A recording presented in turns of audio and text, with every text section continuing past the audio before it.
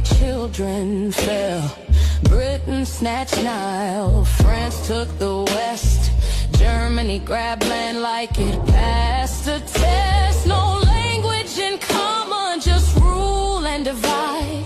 Fed us their flags, made us swallow our pride. They taught us to hate what we saw in the mirror. Now we pray to their gods just to feel clearer. Hey, we were even there. Split the bloodline.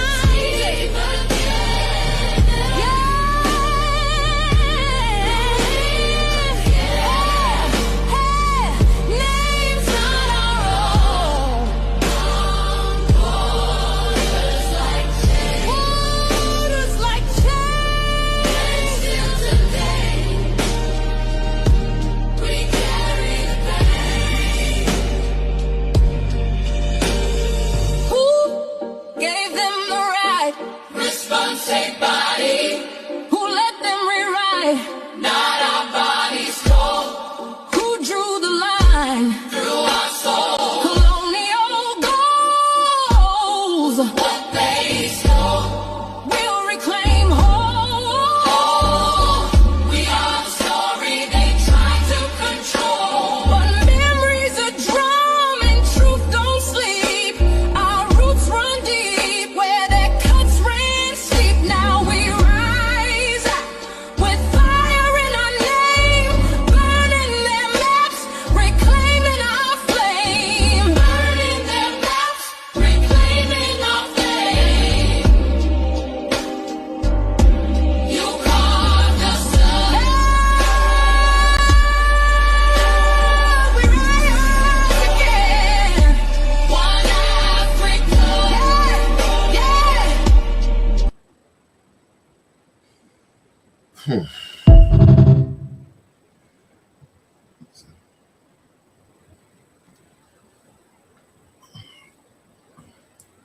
Okay, greetings, everybody. Welcome to another Alkebulan Awakening series in collaboration with my sister, as always, Unduku from Kombukani.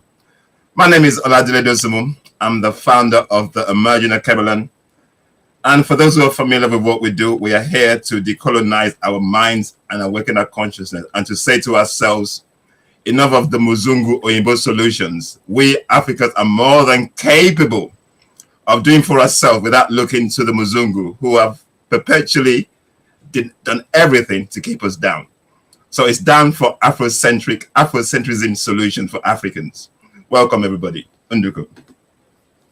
Habari gani, karibuni, asanteni kwa kuwa nasi. So what's the news? How are you? Essentially, welcome and thank you for being with us. The name is Nduku. I'm the host on Kumbukeni, and we are a media platform. Make no mistake. We're not just what do we call them again now? YouTube influencers? No.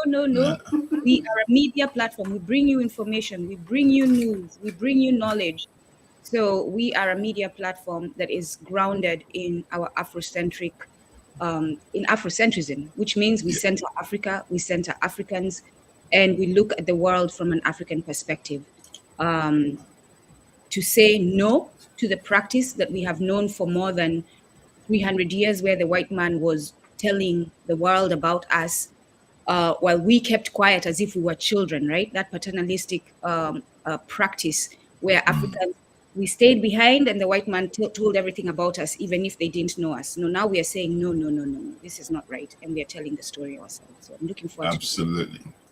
Thank you very much. Okay, if you see, we got 2 guests today, so I'll let the data economist Babajide Ojejinmi. He's been on before. Babajide, if you want to introduce yourself, and then Monica Brown will introduce herself as well. So Babajide, please. Good evening, everyone. I'm Babajide Ojejinmi, the data economist, solutions architect, business intelligence consultant.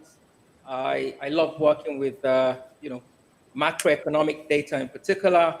I like to focus on Africa, healthcare. The background is quite vast across solution architecture and, data. Yeah, I'm glad to be on the program today.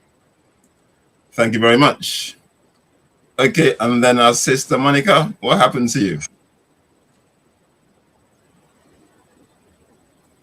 Okay. Hi, I'm Monica Okay. Brown. I'm this. Oh, hello. Can you hear me? Oh, yeah, we can't see you. Monica, we can't Yeah, see can you you. hear me? We can hear you, but we can't see you. We lost you for a second. We lost your Can pictures. you hear me? We can hear you, but we cannot see you. Have you got load shedding in South Africa? Hello? Okay. Hi, Monica. Okay, while we're trying to sort Monica out, we're just going to go to the topic and then Monica will come and introduce herself. Quickly, Monica, try getting out and coming back in. Yeah. Okay, today's topic, as I've put on the screen there, is unpacking the World Economic Forum Davos gathering. What does this mean for Africa? They've gone to Davos this I think, is it still ongoing? Are they finished it, Babajide? It's finished. It was done. It's finished, okay. Yeah, okay. Okay, it's finished on Friday, and obviously we saw a lot of Africans going there to participate. And the question for me is, what are they participating? What are they participating for? What is in it? Wasn't it for them? Are they just there to window dress, or are they there to get results, or what are they there? Because as we know, with all these kind of gatherings, Africans go. They just go for the sake of going. They have no policies, nothing to offer Africa. When they come back to be dictated to, in terms of how the rest of the world wants Africa to function. So that's why we're just kind of breaking it down today. So the topic is unpacking the WEF Davos gathering. What does it mean for Africa? But Babajide, before you go, Yes. Monica, are you back? Okay, well, Monica's sorting herself out. Yeah. Before you go, I'm going to talk about what is the World Economic Forum, just to put it in perspective. Yes. The World Economic Forum is an independent, international, non-governmental organization and a think tank. So it's basically a non-governmental organization and a think tank headquarters in Switzerland. And it's focused on fostering public-private, listen to that, public-private cooperation to address global challenges. Obviously, it convenes leaders from governments, business, civil society, and other sectors through events like its annual meeting in Davos, which just happened, to discuss issues such as economic growth, inequality, technology, and sustainability. It was founded in 1971 as the European Management Forum. It rebranded itself in 1987 to reflect its expanding scope and now positions itself as a platform for improving the state of the world by enabling dialogue and initiatives across the borders. That's what it says it does. So putting that into perspective, then you can actually see the person that funded this organization is called Klaus Schwab. It was a German-born engineer, economist who remains its executive till today. Obviously, he established it initially to introduce American management practices to Europe, which doesn't make no sense, but that's what it says. And then, but it evolved to become a broader network influenced by his vision. That's one man's vision of stakeholder capitalism, where businesses. Okay, give me a second. Monica's calling me actually. Where businesses serve not just shareholders but society at large. So the organization is funded primarily through membership fees from over 1,000 partner companies, mostly large multinationals with revenues exceeding 5 billion. You know, that's basically just to put it in perspective. So that's a background of what the WEF is about. So these are the kind of people who have got themselves together now to influence world policies. And the key word there is private partnership. So funded by one person's vision. Yes. So if you think about that and how they formulated that, so what does Africa or the world got to do with this? Okay, Babajide, I'm going to take myself off the screen to deal with Monica. I'll let you go. Okay, so I think Oladele has given us a very good introduction there. The overview is quite apt. Klaus Schwab.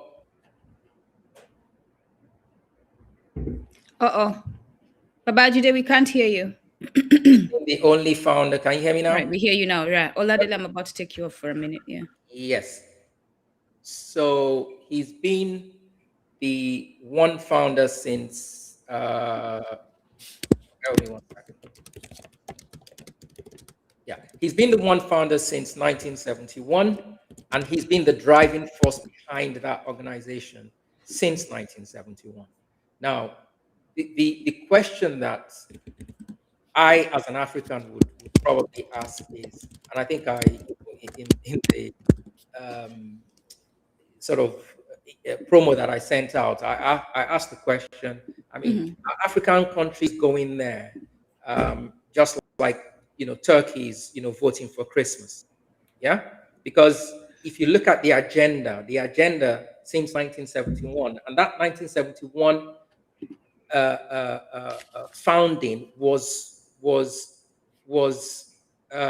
triggered by the dollar becoming the currency of choice when the gold standard was removed.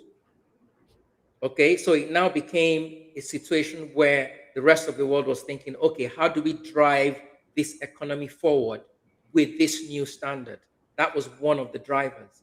Now, if you look at the makeup of the forum, right? Let's even look at the makeup as of 2025. Let's not go back to 1971. As of 2026, as we speak, I just did a brief overview of the organizations, that attended the event.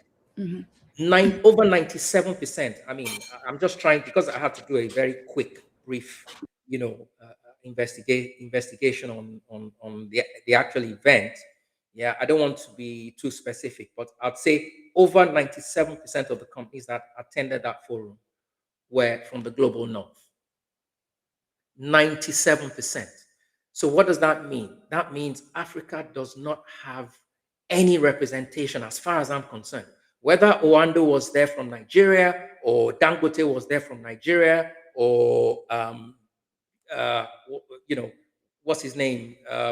This wealthy guy from Tanzania, the founder of Econet. I've forgotten his name. His name is Mo Ibrahim. No, not Mo Ibrahim. The Zimbabwean guy. Oh yeah, I can't remember his name, but I know who you're talking about. Yeah. So whether those guys attend or not, the forum is not designed in Africa's favor, and the proof in the pudding was Mark Carney's speech, because Mark Carney's speech is what broke Davos this year. It created a lot of chaos in Davos this year, because there's something I always say that Africans tend not to understand, which is finance is war. If you don't understand that, then you haven't started.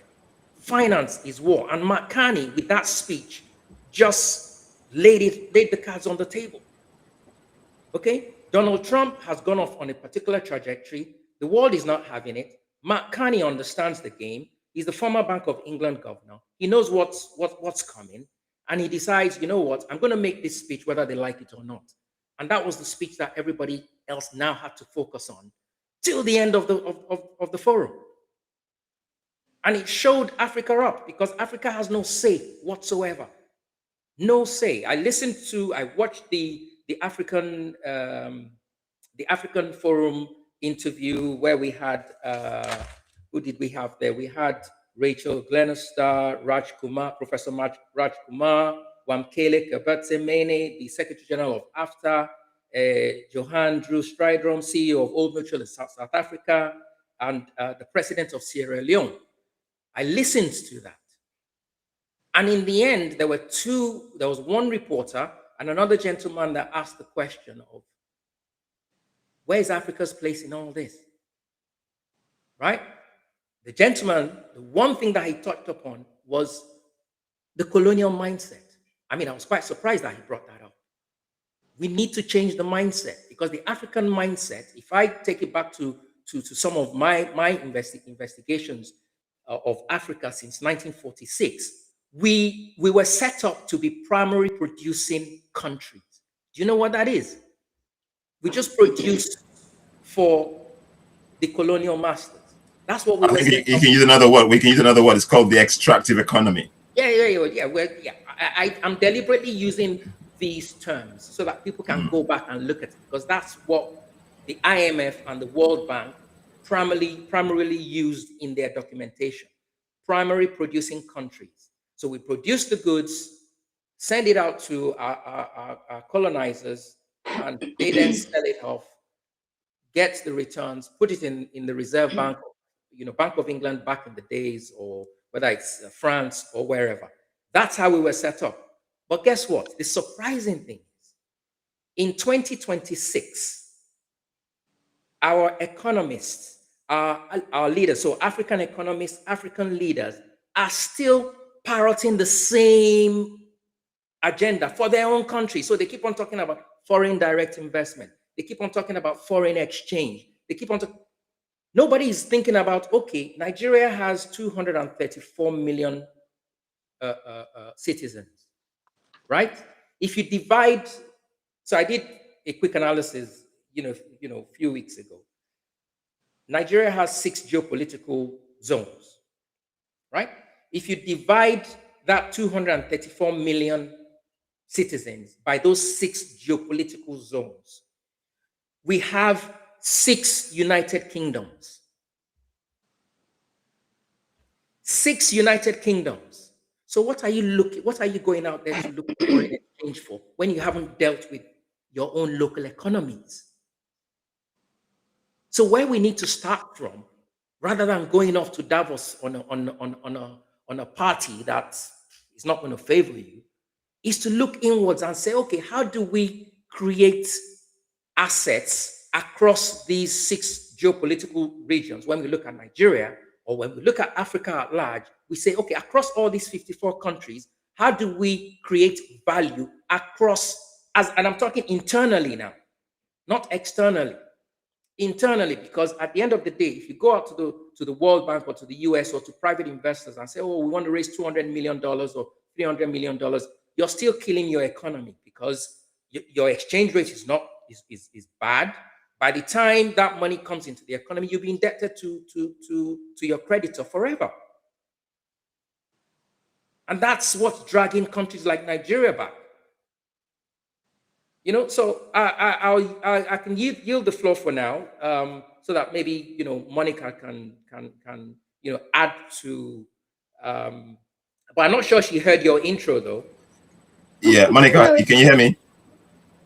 Yeah, I can hear you. Can you hear me? Okay. Yeah, we can hear you. So I'll basically give a background in terms of what the World Economic Forum stands for, just to let people know, at least give it a perspective. So if you want to just go on. Why don't you read it one more time? I'm sure our guests won't mind hearing it one more time. Okay, I'll do it again. Yeah, please. Okay. The World Economic Forum is an independent international non-governmental organization and a think tank headquarters in Switzerland, focused on fostering public-private cooperation to address global challenges. It convenes leaders from governments, businesses, civil societies, and other sectors through events like its annual meeting in Davos, which just finished on Friday, to discuss issues such as economic growth, inequality, technology, and sustainability. It was founded in 1971 as the European Management Forum, but it rebranded in 1987 to reflect its expanding scope and now positions itself as a platform for improving the state of the world by enabling dialogue initiatives across borders. The WEF was founded by Klaus Schwab, a German-born engineer and economist who remains is executive chairman. Schwab established it initially to introduce American management practices to European firms, but it evolved into a broader network influenced by his vision, one man's vision of stakeholder capitalism. And I'll leave it there. Okay. Monica. I didn't introduce myself yet, so I just want. Yeah, please, if you don't mind, we can't see though, but you can introduce yourself. Yeah, please introduce yourself and then tell us the perspective that you're coming in from. But we can't see you though. Can you see me? No, we can't see you. Can you see me? But we can hear you. No. I don't know No. what politics is happening to me here, but they don't want me to be on this podcast. For the sake of time, it's good that we can hear you. Just keep Yes, talking. just carry on. Yeah, keep talking. Yeah. Keep talking. Okay. I'm the CEO of an international NGO that was started by a few brothers in the diaspora. So they are now investing their money in projects in Africa, and I'm the COO of that organization. So I'm coming in on the angle of civil society and what the Davos gathering actually meant for Africa or didn't mean for Africa in the end. And what is very important for me to highlight here is that civil society, most of the time, they're quiet on this because they are dependent on the funding that comes from the same colonizers that we are trying to fight and the mindset that we are trying to get away from. So I understand that they cannot speak out, but I can, because my money or my funding are coming from the brothers in the diaspora that's working for their money, and they're investing it back here to make sure that we do projects differently and we do projects that is impactful for the continent. And my take on the WEF and the Davos gathering is that it's really a waste of time for Africa to even attend.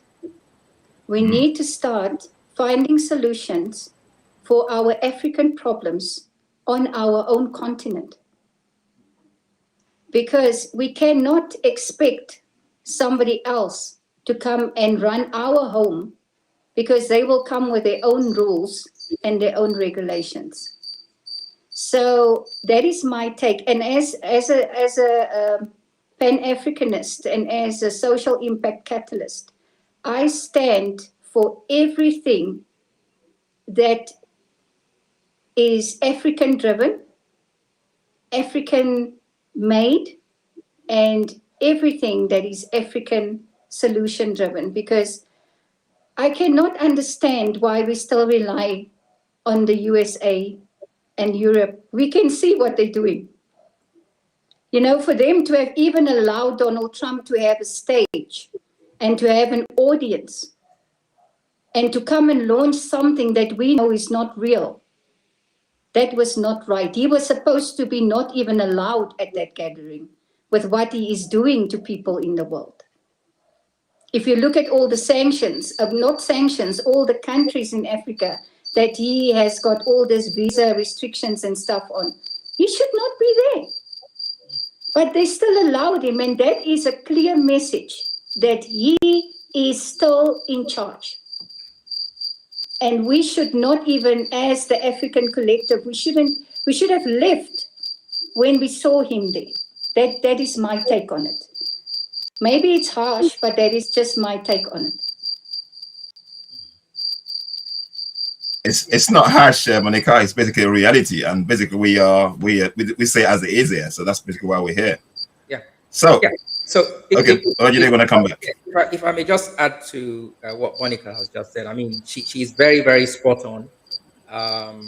You know, I'm of the same views. You know, how we move from here is the big question, because on observation, you know, and going back to this mindset issue, we have a huge task on our hands, okay? Because there are so many people who continue to push this, to use the popular word, narrative of production in order to produce for the West so that you can get foreign exchange. So I always ask my friends who keep on pushing production, what if one night the people you're pushing production for just say, you know what, we don't want your production anymore. We don't want what you're producing. What happens? You all go bankrupt. And that's what's just happened. That is exactly what just happened. I mean, I remember many years ago, I'd never heard of AGOA before. It was my mother that you know, just we were having a conversation. I called her. We started this conversation, and she was telling me, "Oh, have you heard about AGOA?" You know, so I went to research it. This was mid noughties, so maybe circa 2005.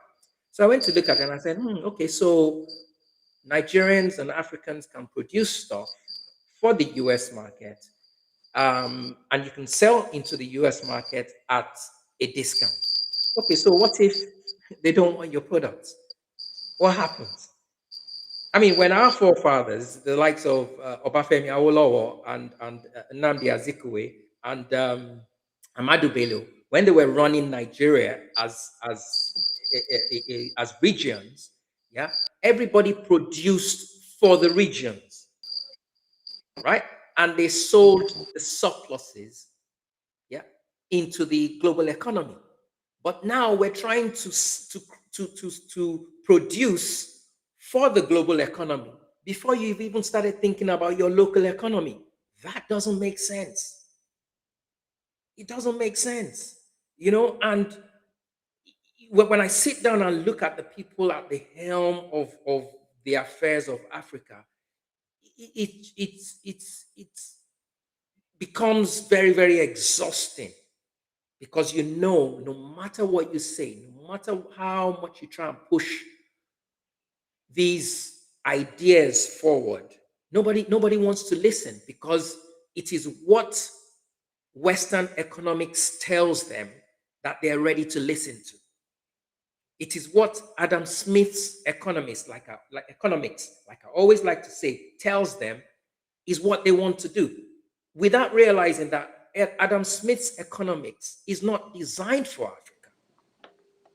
Adam Smith, once again, I would say, wrote his thesis when colonization and slavery was the order of the day. I don't know what's wrong with my connection.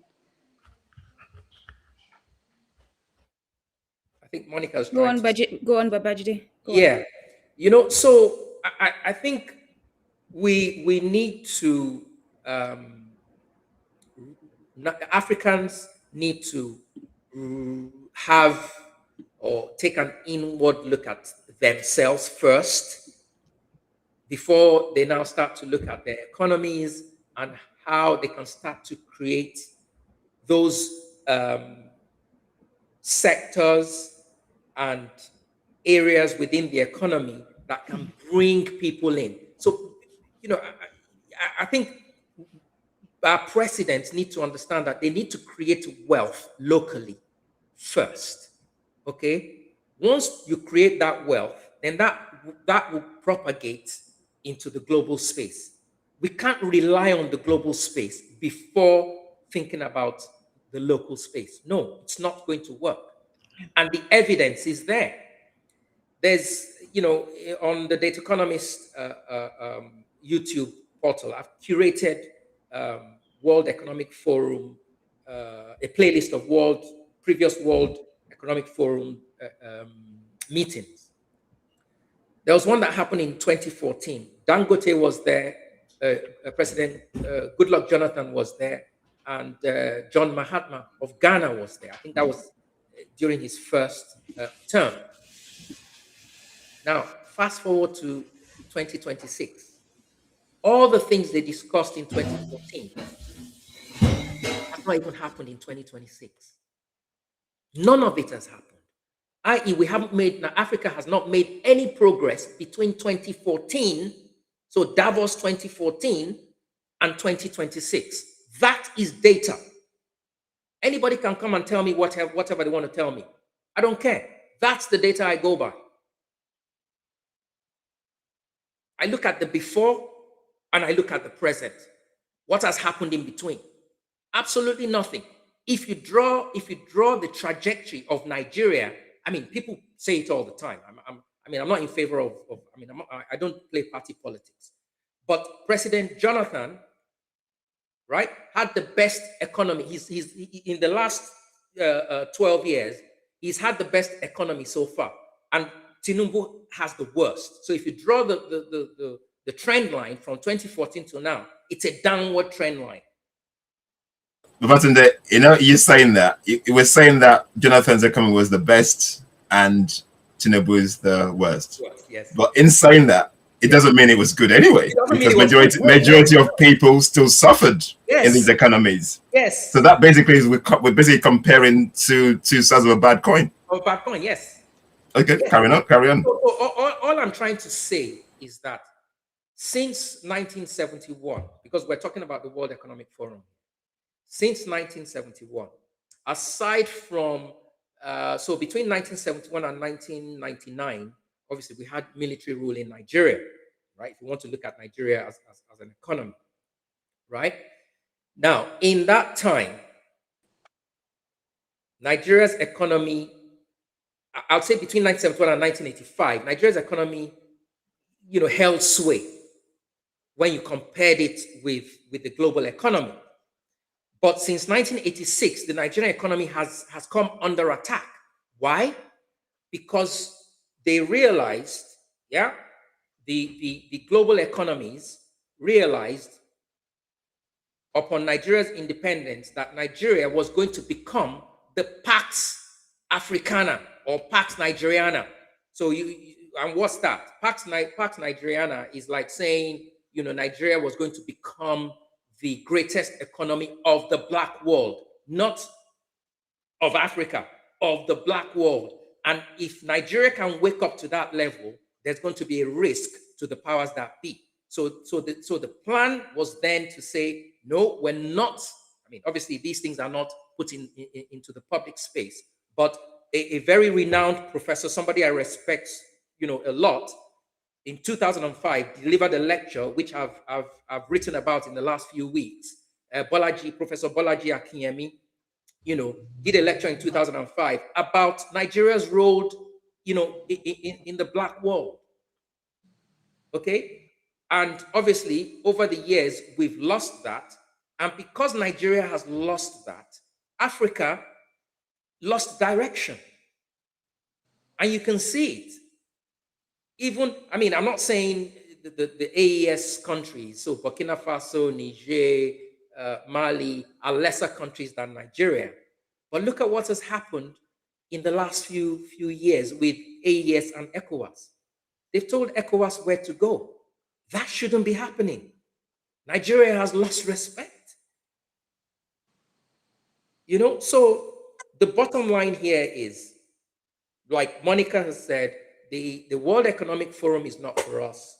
Nigeria had a pavilion there, which apparently they paid $1 million for the week. Yeah. The reporter that reported it said, oh, well, wow, it wasn't the Nigerian government that paid that amount. It was private.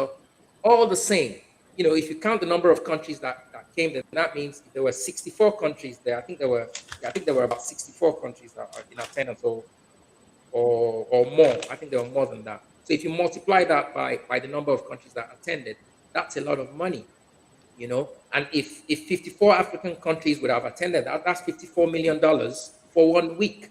Why? Why would you want to spend that when there's still a lot of work to do back home in Africa? So, just like I said, I'll agree with Monica. It should be an Africa first approach, but our leaders need to start to learn that we need to focus on home. We need to focus on local growth first, and whatever surpluses that we create will then go into the public space. That is not to say that we won't get foreign direct investment into the country. If people want to invest in the country, remittances from diasporans, that's fine. But we should not be using remittances or foreign direct investment as the main source of funds to grow the economy. No, if you do that, you're killing your economy because of the exchange rate. The exchange rate is the target. Mm-hmm. Most African countries, I mean, this is okay. So let's talk about not just the exchange rate. Right now, it's being taxed by the United States. So if you're in the United States, every time you send money, you're being taxed. The remittances. Yes, mm-hmm. it's being taxed. Then most African economies are designed as though they're the 51st state of the US. Do you realize that? Okay, so you notice, I'll use Nigeria as the example because it's Nigeria that I tend to follow right now. So you find that majority of the business segments of Nigerian news channels are always waiting for the Fed Reserve's announcement on interest rates, CPI, all the indicators from the US. I sit down there and I'm almost like punching the screen that what has your economy got to do with that? But yeah, they'll tell you, oh yeah, because we look for foreign direct investment in dollars, we've got to keep track of what's happening in the US. No, you don't. You don't.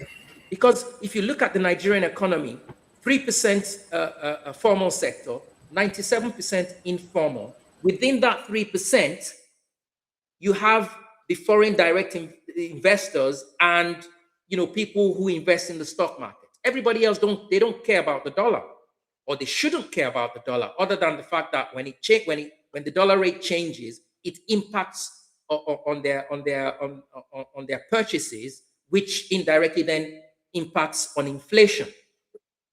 So what am I saying? And this is the tagline that everybody needs to start working around with.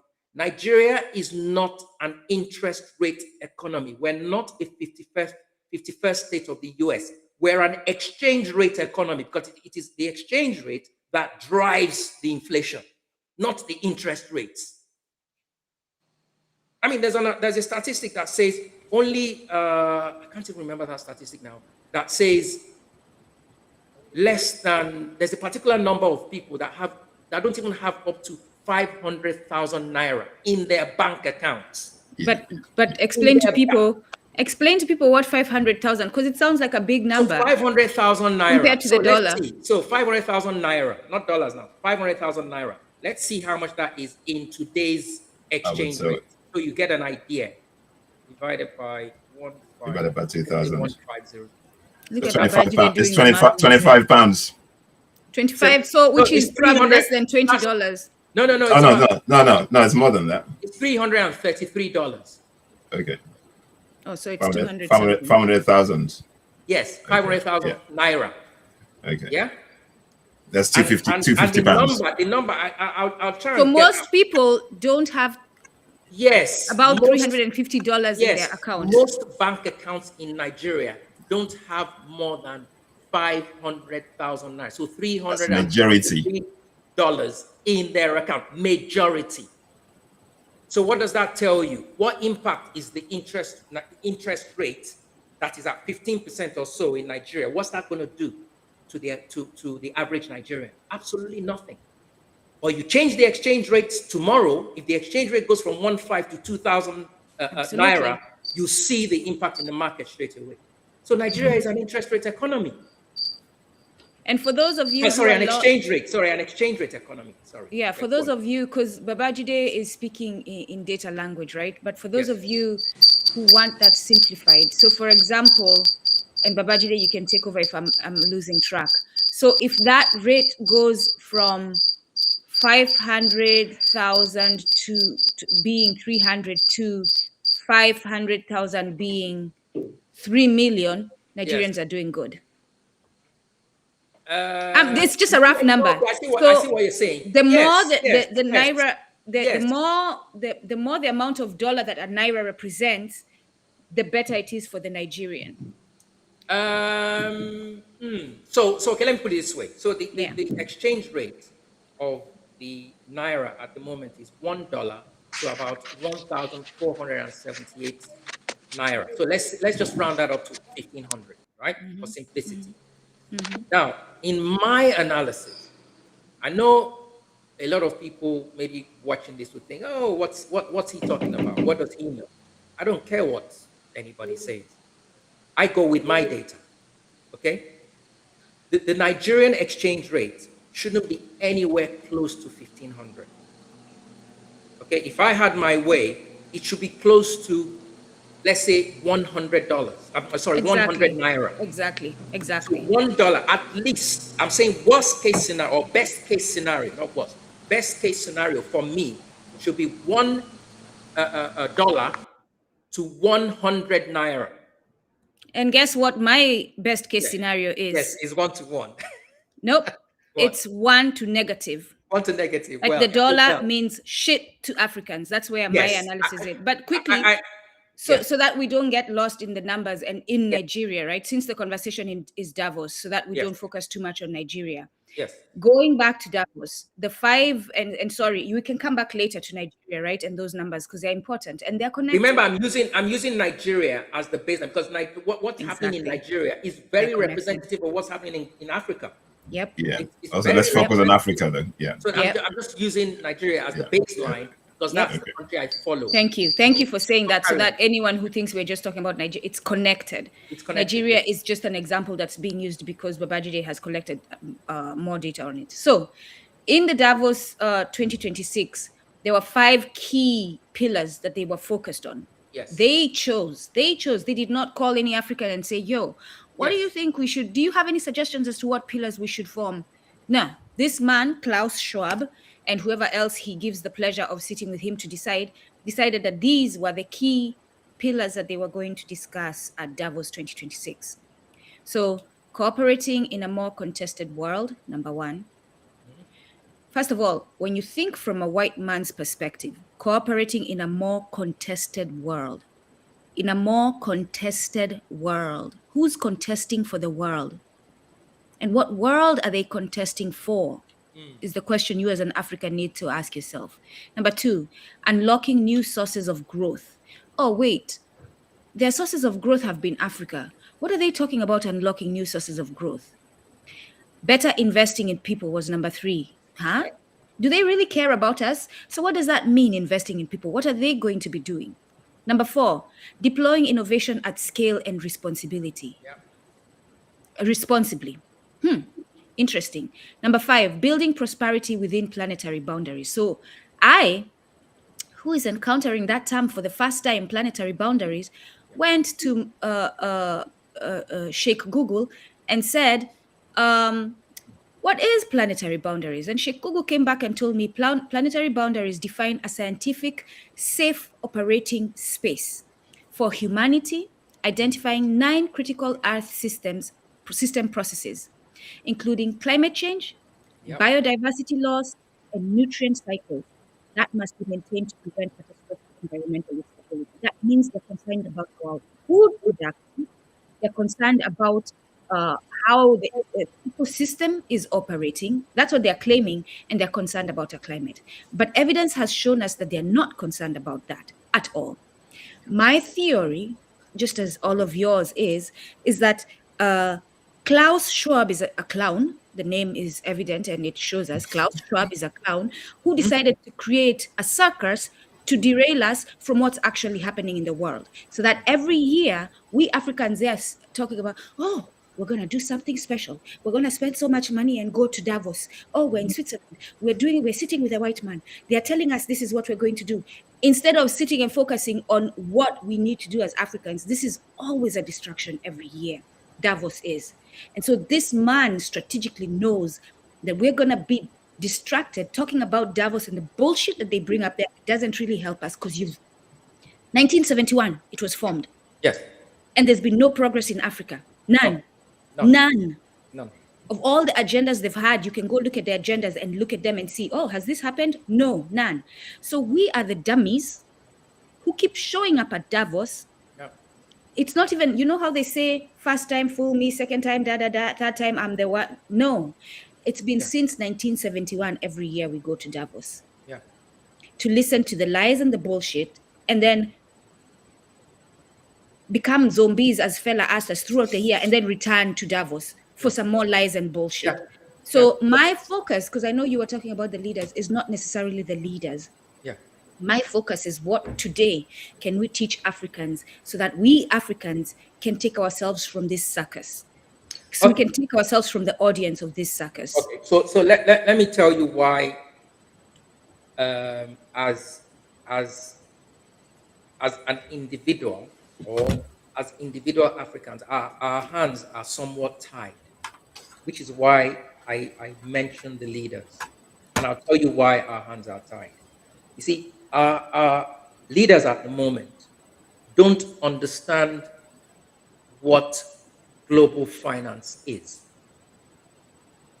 They don't understand what global finance is. They only understand what is in textbooks. But global finance is beyond textbooks. Trust me, it's beyond textbooks. Okay? Now, I'll give you an example. BlackRock is the largest hedge fund company on the planet. BlackRock, Vanguard, State Street, those three. All those, the State Street. BlackRock controls everything. You pay taxes, it's going to BlackRock, wherever you are. BlackRock, State Street, Vanguard. If you've heard it for the first time, go Google it. BlackRock, State Street, Vanguard. Yeah, all of them. But I want to single out BlackRock just for this particular example that I want to give. So the guys at BlackRock, right, they'll be the best cream of the crop analysts, mathematicians, hedge fund managers, doing their thing behind the scenes. Do you think they're going to come and tell you, how they're able to deliver dividends for their customers every year? They're not going to tell you that. They'll tell you, they have some special algorithms that they use to, apportion their investments, etc., so that it delivers XYZ profit year on year. Okay?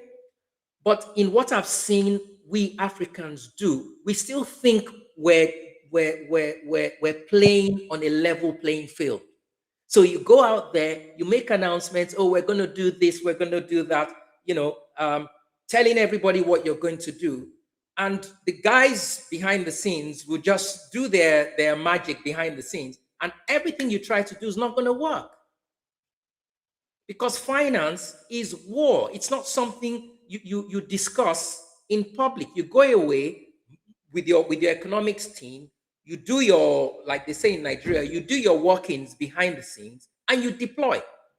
So until our leadership understands global finance, then they start to call people like us into the fray to say, okay, how do we take our economies, 54 economies forward without having to rely on global finance the way it's set up?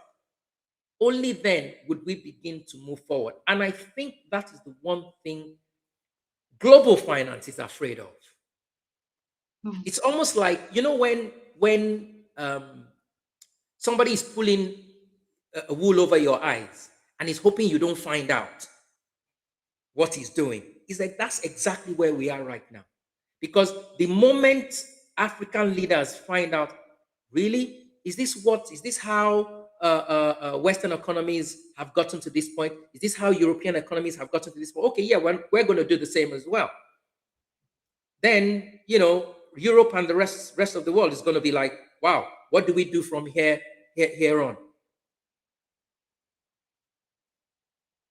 So we need to wake up and start to design our local financial models to deliver in our local currencies, to deliver dividends to the public in our local currencies. Then when we go out for foreign direct investment, we're getting that foreign direct investment for not to convert, not to build in our local currencies, but say, obviously, we don't produce things like tractors. Even Babajide, the direct foreign direct investment for me, I think is just a waste of time. I know we keep saying that, but when it says foreign, the word foreign itself is basically says what it is. So they come in, bro. They come in and they extract. I put a post out. Yes. 65% of the corruption in Africa is through direct investments, foreign investments. So what's the point of having them there when they are the catalyst of the corruption that's facing Africa today? You're very, very correct. Because if you go and do a Wikipedia on what foreign direct investment is, it tells you it's extraction. It's foreign. Yeah, it is. So why are we looking at something that's doing damage to us? This is basically where we need to decolonize our solutions as well, bro. Yes. Oh, of course. We need to decolonize the solution. Right, and I think Monica has touched on that, and I think we would allow Monica to come in and share in this view as well. Now we need to use where we can those remittances to do the right things. And what do I mean by that? You do not bring in dollars and use it to build in your local currency, for instance. Because if you do that, a few months or years down the line, when it comes time to pay back and the currency has moved, you're paying back more. Yeah, but that's what we've been doing. That's what we've been doing. That's why we can't move forward, because you're always in that debt trap, which is why you need to manage that foreign currency element of your borrowings or your remittances properly. Then use your local currencies to drive the economy. Nobody's doing that across Africa. Okay, let's bring Monica back in, bro. Yeah. Monica. Okay, can you hear me? We can hear you loud and clear. Okay, the floor is yours. I don't know what is happening in South Africa today, but they don't want me to be here. But I'm going to try again. Yeah. I just want to share something with you guys. You know, Samda Incorporated is actually called Saklipia Ma Development Association. And this is a few guys from Liberia that started this organization, and they wanted to develop something at home, you know, in Liberia. So what happened in the interim, when I came on board, I gave them a global vision. I said, guys, let us do this and try the other countries. And currently we are in over 24 countries. So what we have is a model where we have an organization run locally by the people for the people. And the business model is a self-reliance model. So we are basically assisting to the point where we'll get the registration done for you. We don't give you money to go and do something nilly-willy. We buy a machine. We help you to set up, like for instance, an example. In South Africa, I started a community laundry. I bought a washing machine, a dryer, and a few ironing boards. And we started a community laundry. The organization, from that perspective, is funding itself. It is funded by the people for the people. And the funding scheme is, the feeding scheme is running off that same laundry. So there's no money coming in from somebody from the outside that can have a say in how it should be run. And that is at a small scale. But I firmly believe that model and the old model of how we used to handle money, Ubuntu economics, comes into play here. That we need to start imagining, if we take that communal savings models of our ancestors and we integrate it into a program like the AFCFTA, and we into the investment protocol that they've got, where we are backing our own infrastructure projects with our own money. That is something that is something tangible. It's something that can be done. We are doing it at a small scale in our organization. It's not big, but I firmly believe going forward, this can be something that can happen. But we as Africans, we are so scared. We are scared of failing, and we are scared to take that risk. And we are scared to be called failing. Some people call us monkeys. I told somebody the other day, this is a damn intelligent, good-looking monkey that you are talking. So deal with. So that is what I'm saying. We need to start looking for solutions on the continent, for the continent, and it must be done by African, for African. And civil society, organizations like what I'm involved with, we should speak out more. We should be the accountability loop for these nations, because money are received, but money are not spent on what it's supposed to be used for. And nobody is taking accountability for anything. That is just my take on things. I believe that we have what it takes to run this continent to be the best thing that the cat dragged in. We in charge, but we don't want to take charge. And we need to clean our house before we get colonized again. That's a fact. We need to clean house. Yeah. I think you know, just to add to what you just said now, that risk of recolonization is very, very real right now. It's Very, bro, very guys, we are in the Yeah. neo-colonial state. So basically, the tentacles are there. Yeah. The carbon credit, everything's in place. Everything's in place. You know, I mean, Everything's in place. Yeah. So we are there. It's Yeah. funny that you all say that because that essentially is what Davos was. yes. Like I the was reason just- I call it a circus, we were there not realizing that we're going to be the elephant that is being whipped. That Yeah. is who we are. We think we are the audience, but we are actually the elephant that is being whipped, that We is are- not being fed, that is not being cared for, that is keeping the circus alive. Yeah. Yet We are the menu and the dinner on the table. exactly. Yes. Turkey's voting Christmas, like I said. You know, I mean, you mentioned, you know, the theme of Davos. You know, I sort of did a snapshot of it as well. Climate change, economic policy, technological innovation, trade and investment, geopolitics, global health, and pandemic preparedness. Now, just hold that thought for a second. I'll go back to one of the panel meetings that was held at Davos. I think it was on Thursday or Friday. The only person on that panel, so this was the panel of institutional leaders. Okay? Ngozi Okonjo-Iweala, World Trade Organization WTO chairman, yeah. chairman, was on that panel. Yeah. I felt for her. You know why? Because she was being. I don't feel sorry for her. She's a gatekeeper. I don't feel sorry. Hold on, though. Listen, I agree with you. I don't dispute that. You know, but hear me out. In that gatekeeping role, she was being spoken over. Wow. That is typically what happens to the black woman in white spaces. Christine Lagarde was there. The what's her name now? The EU leader, I've forgotten her name. You know, she was there, and they were talking.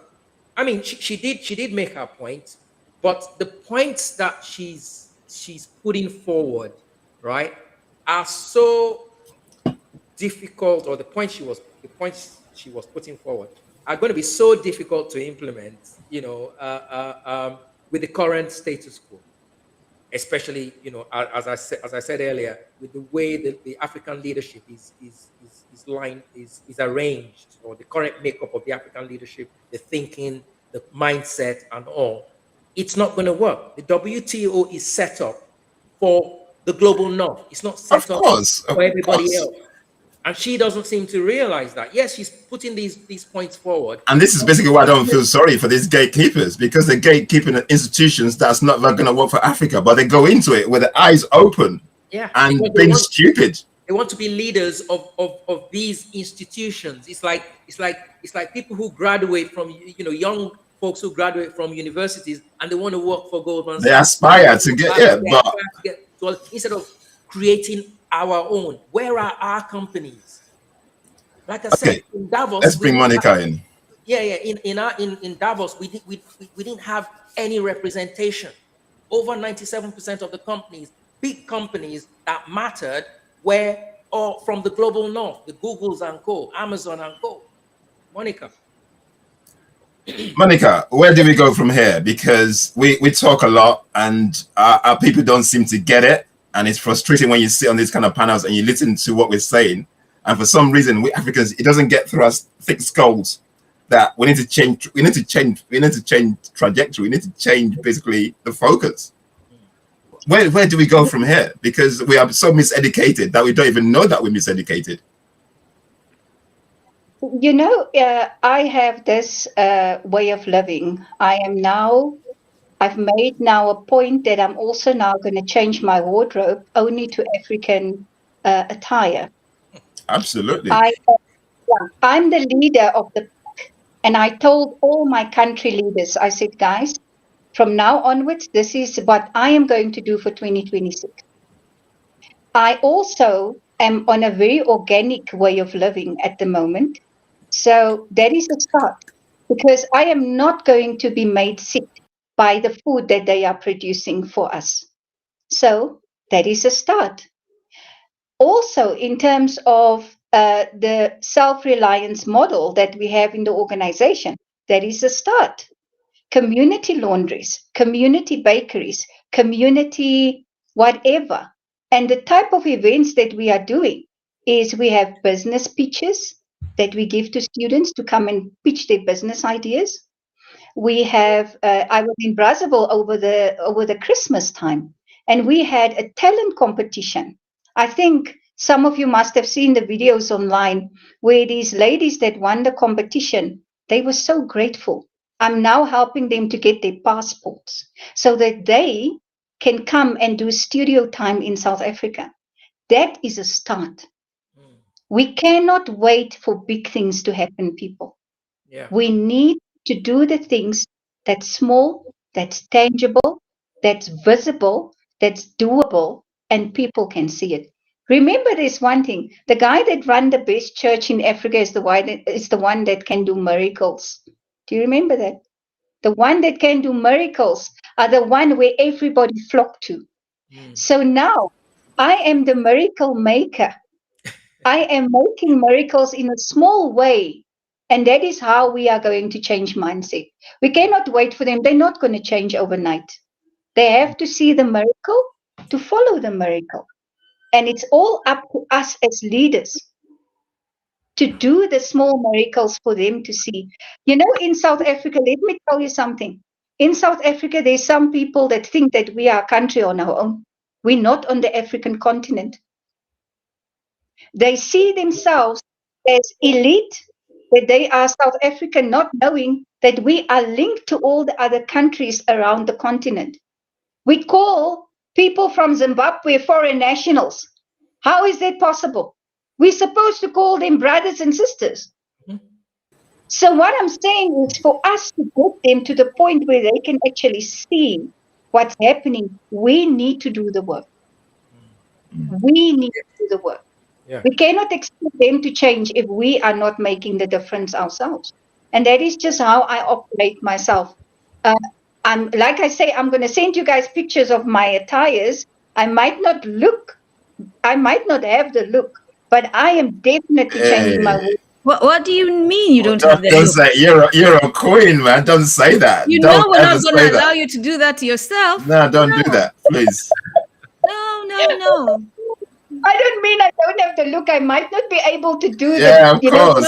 No, you are beautiful. The Africa will look beautiful on you, and you will be in your being, in your full Yeah. being, Yeah, 100%. your husband watches the floor you walk on, man. I spoke to him before. But we have to start doing it ourselves. We cannot Yes. wait for people to do it, because it is forums like this, it's platforms like this, it's communities like this that will open people's minds. Yeah. That is it. And we just need to never stop. I always speak Africa. I am even taking French lessons as we speak. I can say bonjour, I can say merci. I'm trying so that I can go into the continent and do more work. So I think my answer is very clear. We cannot wait for anyone. Yeah. We have to do it in our own way, and we have to start now. Yeah. I think I agree. I agree with Monica. Hold on, Babajide. Sorry, yeah. Hold on real quick.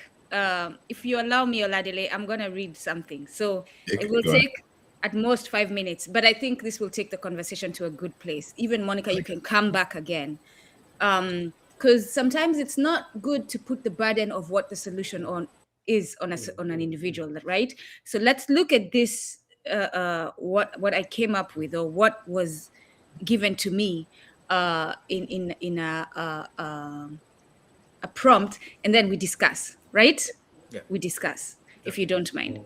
So what are the solutions? And my prompt, for those of you who are interested, and to be very honest, this is something I'm holding myself accountable on, because realizing that every time I do an AI prompt, it is causing environmental damage. So we need to figure out if we're going to go back to the libraries and actually do the research ourselves instead of doing AI prompts. That's another thing we need to talk about.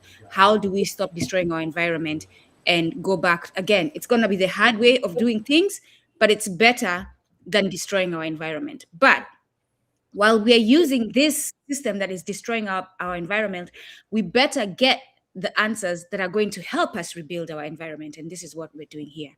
So this is my prompt, given all this information presented, because I did several prompts asking about the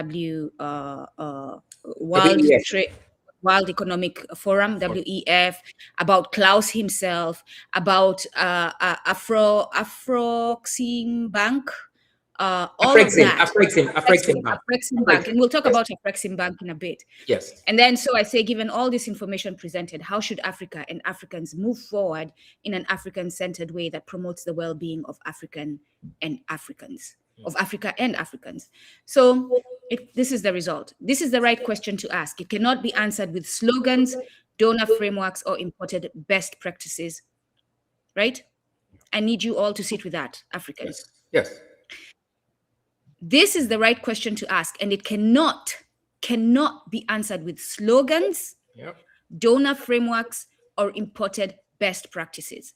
An African-centered path forward has to begin with clarity about power, history, and purpose.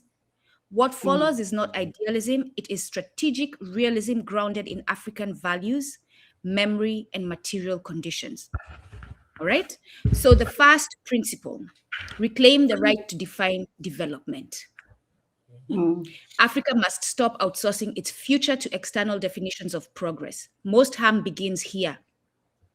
GDP growth without social well-being, stability without sovereignty, investment without ownership, inclusion without power. Africa-centered redefinition of development is the capacity of African societies to reproduce life with dignity across generations. That's development. This includes food sovereignty, cultural continuity, ecological balance, technological competence, collective security, intergenerational justice. If a policy improves investor confidence but worsens African life, it is not development. Absolutely. This is Ubuntu at the level of political economy. Number two, mental liberation is not optional. It says in brackets, Fanon was right. Before institutions change, orientation must change. Absolutely. Africa has been trained to fear currency depreciation more than hunger. Fear capital flight more than youth unemployment. Fear disapproval more than dependency. What must shift? From external validation to internal legitimacy. From what will markets think to what do our people need. From elite global belonging to mass rootedness. This requires decolonized economics education. Absolutely. African political theory taught seriously. Reclaiming thinkers like Walter Rodney, Kwame Nkrumah, Amilcar Cabral, Thomas Sankara, not as symbols, but as strategic guides. What did they do? What can we implement? What did they do that harmed us? Let's not do that. That's what strategic guides is. No economic sovereignty is possible without epistemic sovereignty. Number three, regionalism over fragmentation. In brackets, Pan-Africanism as strategy, not romance. Africa's greatest weakness is balkanization. 54 small markets, 54 currencies, many externally anchored, 54 competing elites negotiating separately with empires. This is not accidental. It is inherited. It's intentional. What African-centered movement forward requires is regional economic blocks with real power, not paper treaties. Trade in local and regional currencies, shared industrial planning, coordinating capital controls, collective bargaining with external powers. The African AFCFTA, that's the free trade area agreement, only matters if it prioritizes African producers, not Yep. multinationals. Currently, Yeah. it's prioritizing multinationals. Yes. Yeah. It builds regional value chains. Currently, it's building external value Yep. chains. Yep. Extraction. It reduces dependency on extra African trade. Yeah. That means extraction from Yeah. Africa, Yeah. right? Yeah. Pan-Africanism is not a cultural project, it is a survival strategy. Number 4, we're almost at the end. Control the fundamentals of life first. And this one I have always said. Control the fundamentals of life first. Africa must reorder its priorities away from global approval and toward life systems. Absolute non-negotiables. Number 1, food sovereignty. End reliance on imported staples. Support small farmers with state backing. Protect land from speculative grabs. Local seed systems, not corporate dependency. A continent that cannot feed itself cannot be free. Number 2 of non-negotiables, energy sovereignty. Use African energy for Africans first. Reject extractive green transition schemes. Develop regional grids and public energy utilities. Africa should not be a battery for Europe while Africans live in darkness. Correct. Number 3, non-negotiable, monetary and financial sovereignty. Reduce reliance on the US dollar and the euro. Build regional payment systems. Strengthen African development finance under public accountability. Use capital controls unapologetically. Every wealthy country used them. Every single wealthy country did these things we're being told to do. Africa is punished for even trying. Yeah. Number 5 of a non-negotiable, reorient African institutions away from elite capture. So institutions like what we mentioned, Afreximbank, central banks, and development agencies can be tools or weapons. It's upon us to decide what they're going to be. The question is not whether they exist, but who they serve. Yep. African-centered institutional principles, transparency to the public, not just markets. That's how those institutions should be run. Developmental lending, not extractive finance. Industrial support, not commodity dependence. Accountability to African legislatures and civil society. If an African institution deepens debt dependency, privileges multinationals, undermines labor or land rights, then it is African in name only. And that is what is happening today. These institutions are African only in name. Yeah. Number 6, strategic non-alignment in a multipolar world. Again, this one is an important one because we tend to be like, we're swinging from the US to China, Russia, which one are we siding? No. Strategic non-alignment in a multipolar world. Africa should not choose between hegemons. The old mistake is that we aligned with one empire against another. The other, yeah. We became a proxy battleground. Absolutely. I was going to say We are that. trading autonomy for temporary favors. African-centered foreign policy, we deal with it issue by issue engagement. That's how we move forward interacting with these foreigners. Issue by issue engagement. No permanent enemies, no permanent patrons. Collective negotiation, not bilateral weakness. Strategic ambiguity where necessary. Strategic, you will not know what we really intend. You don't have to know.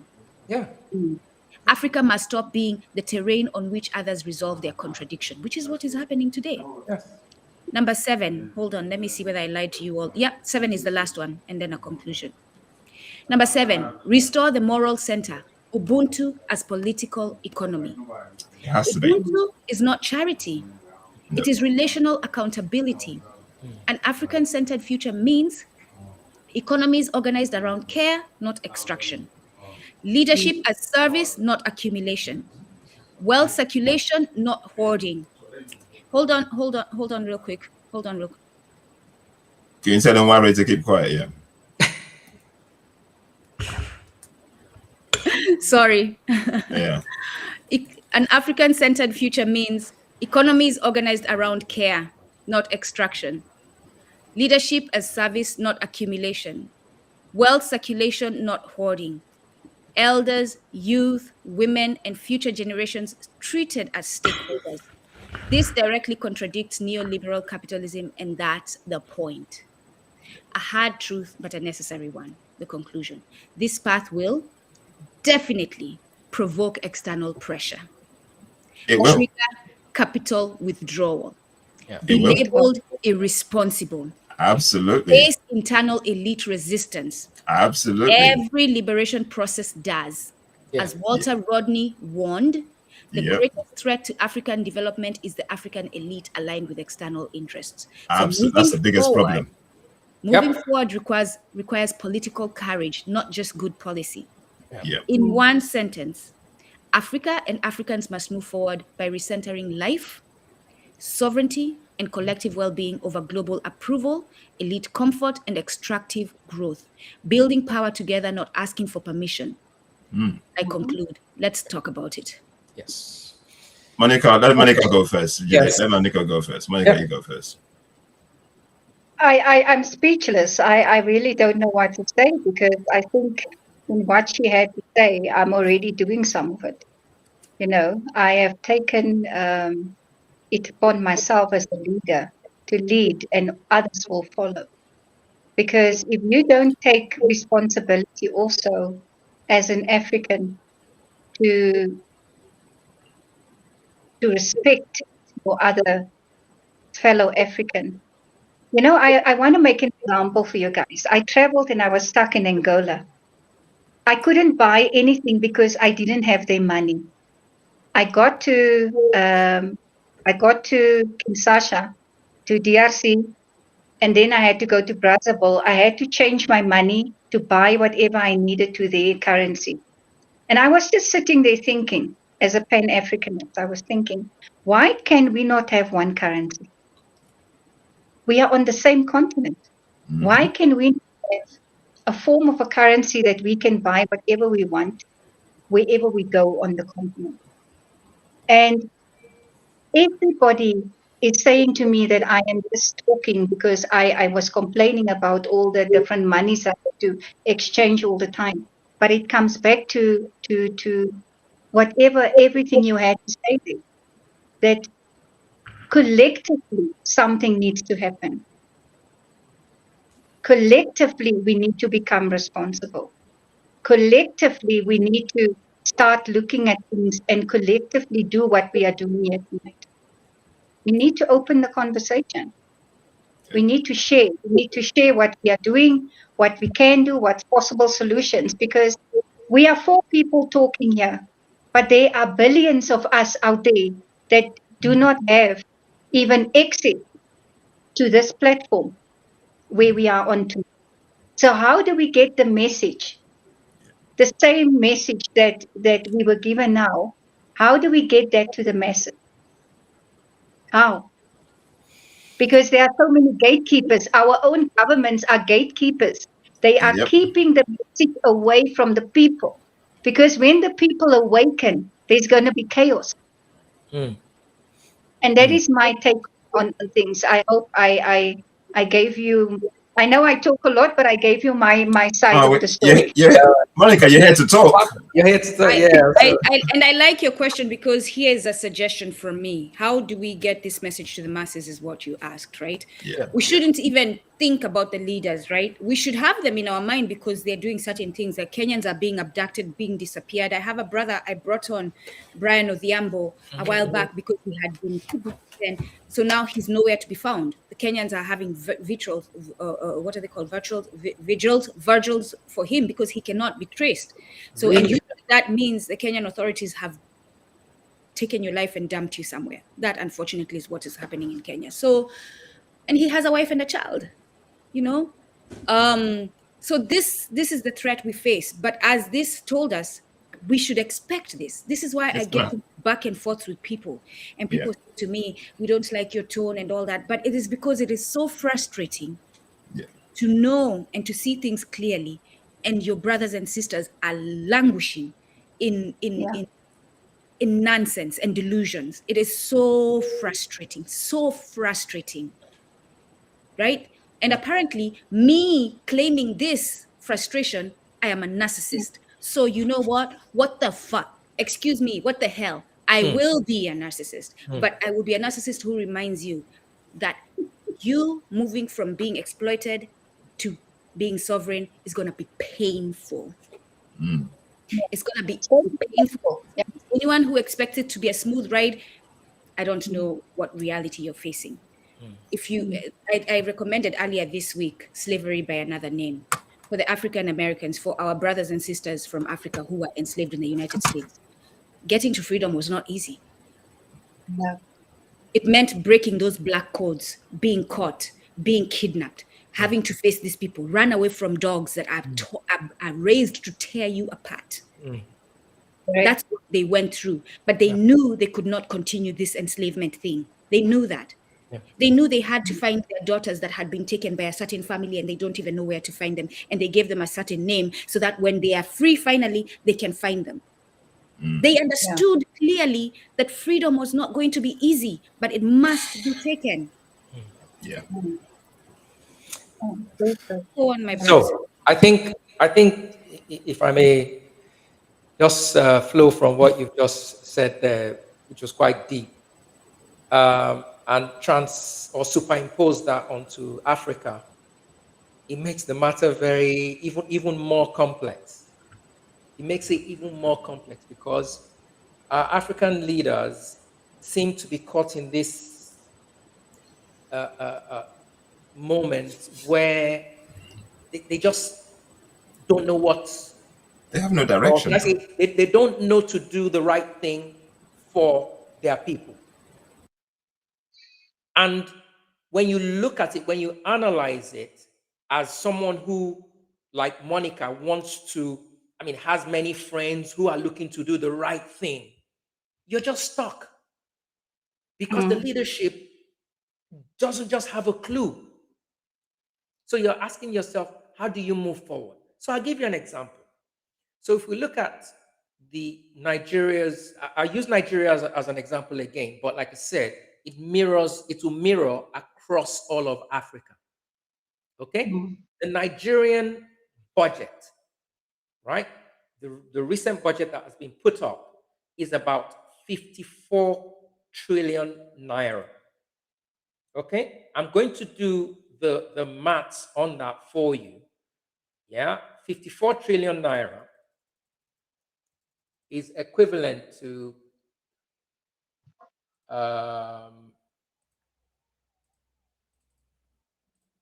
that's $36 billion. Right? No, 54,000 naira. No, 54 trillion. Yeah. 54 trillion naira is the country's entire budget for 234 million Nigerians. Now, let's divide that budget, right, by the number of Nigerians. Yeah, just bear with me a second. So that's 204.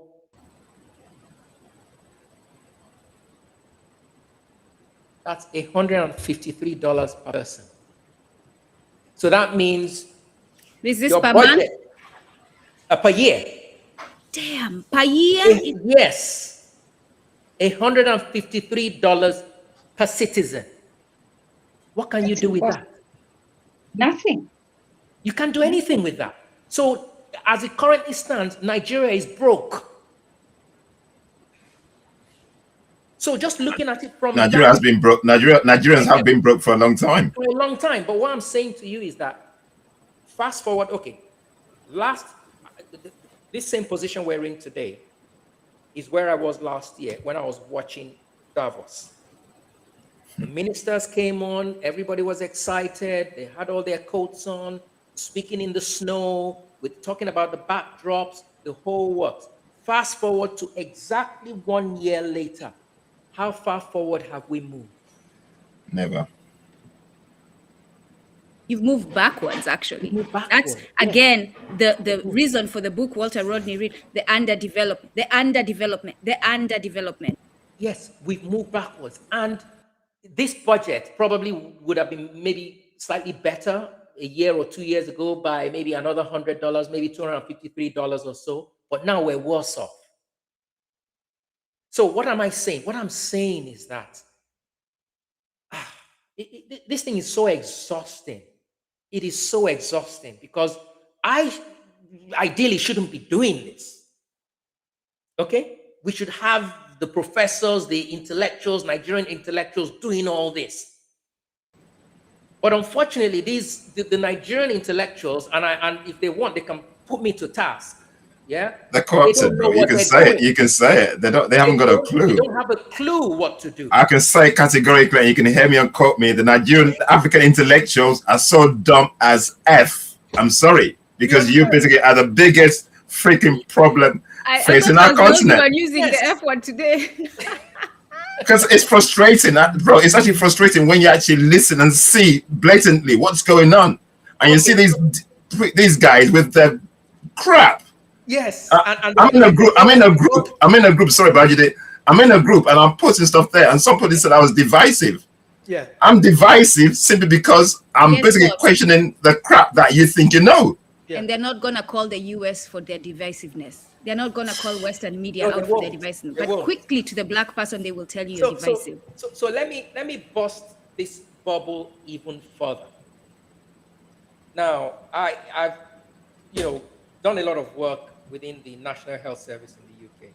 Okay, and it's a lot of interfacing with government data. So hospital metrics, we collate the data, report it to government. Government then goes and says, okay, this is what we're going to do this year. This is what we're going to do to bring down the accident and emergency numbers, cancer data, cancer numbers, breast cancer, etc., etc. Now, do you know what the annual budget of the National Health Service is? Do you have any idea? I haven't got a clue. No. Okay, it's about 168 billion annually. Is that for the UK? Pounds, yes. 168 billion annually. Okay.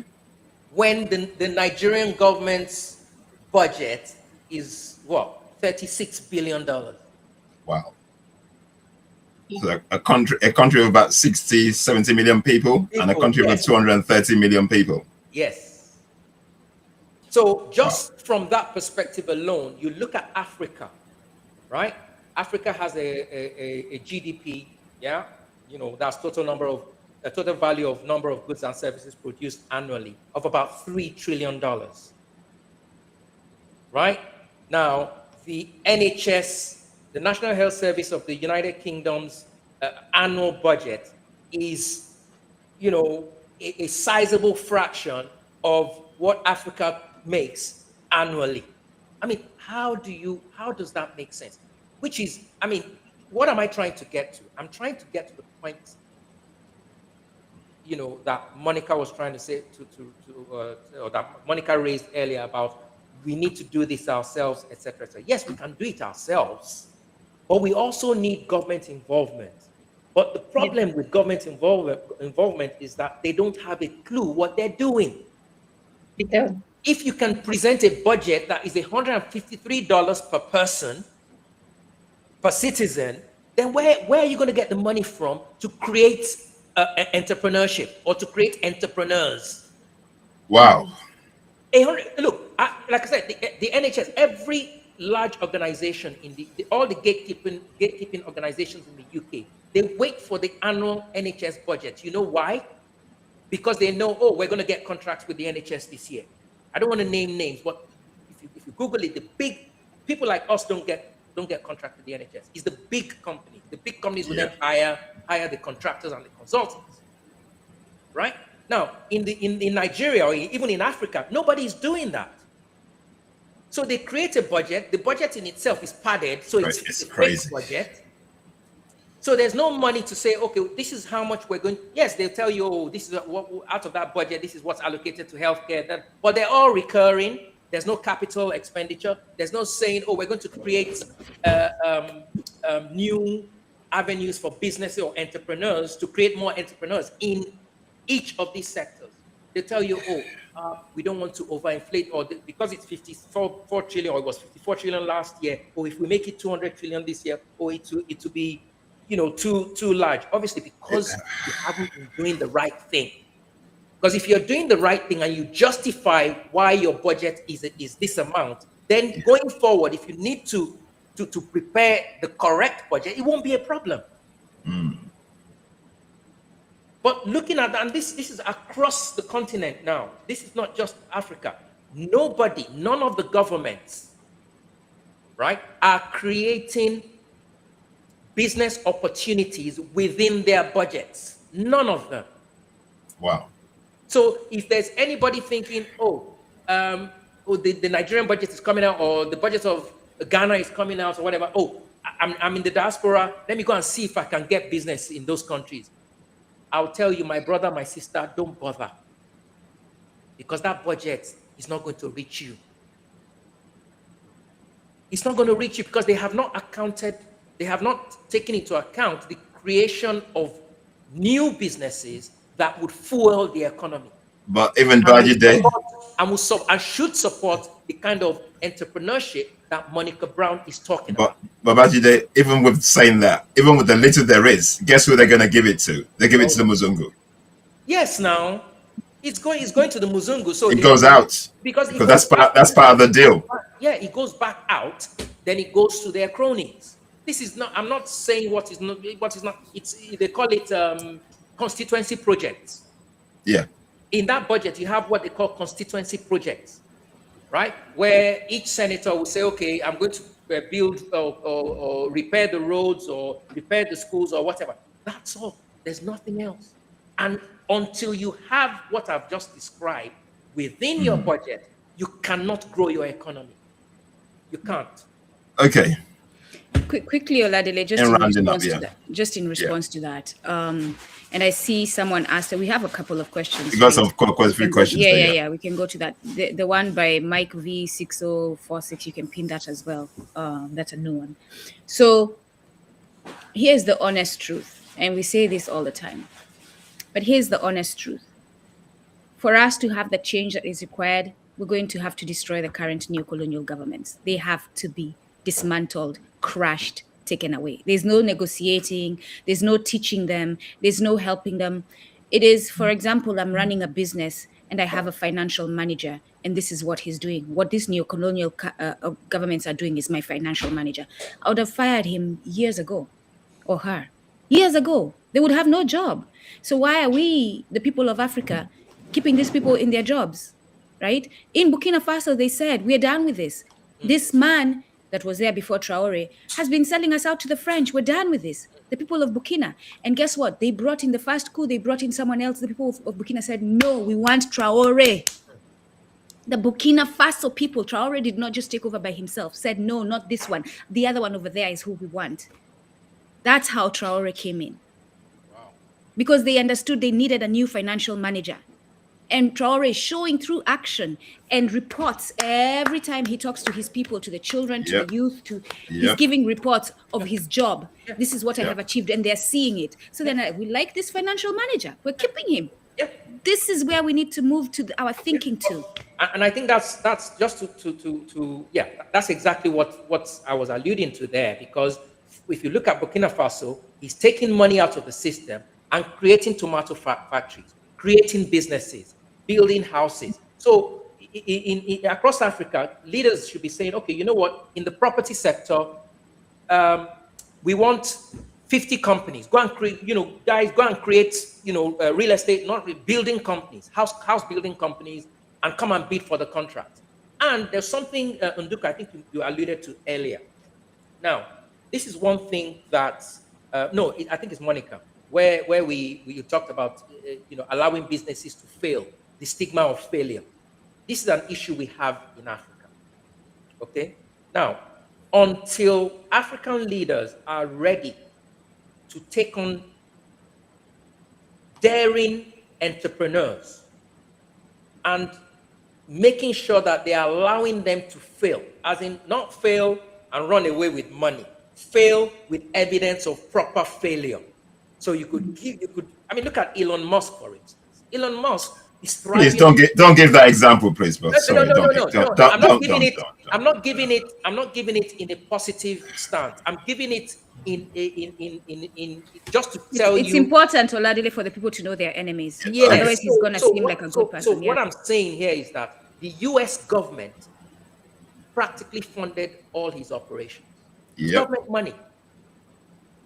Okay, now if he failed tomorrow, or if he had failed 10, 15 years ago, he's not going to go to jail for it. He's not going to get stigmatized for it. That's my point. So we African leaders need to start to support our local entrepreneurs for better or for worse. Otherwise, we won't move forward. It's not every entrepreneur that makes a bad business decision that should be sent to the economic and you failed to basically learn from your failure to move forward. Exactly. Yeah. Exactly. Yeah. But we need to imbibe that as part of our culture.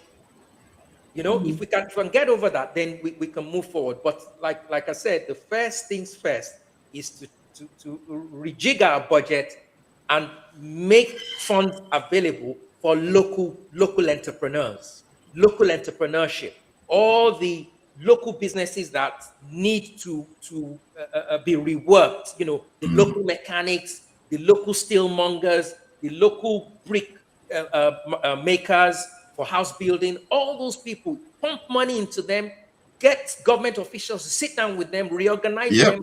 You know, that's what China did. Local solutions. Local solutions. Yeah. They're the smartest of the bunch. I'm not saying, oh, China is clean where it comes to Africa. No, I'm not saying that. All I'm saying is that they have looked at the business landscape, they've looked at the global landscape, and guess what? They stealthily, quietly made their moves over the last 30 years. And nobody That's what Africa should be doing. That's what we should be doing. We're not doing that. You don't have to publicize what. I mean, I'm saying it out loud now, right? Yeah. But the ace of what we should be doing is still in my bag. I'm not going to tell you that. If you come to me, yes, we can sit down on terms and discuss how I think Nigeria can become one of the best. In short, Nigeria is the richest country in the world, by the way. One of the richest countries, rather, in the world as it currently stands. The only thing is it's not doing the right thing. And there are certain things I know we can do in a week. In a week. Because for economy, financial economics thrives on perception. Okay, there are certain announcements that if we ratify my solution, if any of the African government now, not just Nigeria, we ratify the solution overnight, just like Mark Carney woke up one morning and gave that speech, this African country comes up, or all the African countries come up, do this speech the next day, the world is going to sit up.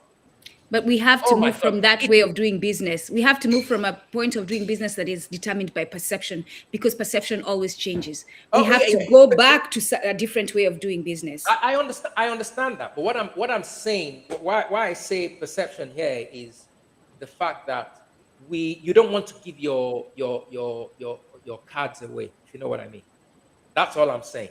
So whilst not giving your cards away, you come out, you've laid out your plans, you make the announcement. This is how Africa, from today, this is how we're going to be dealing with the rest of the world.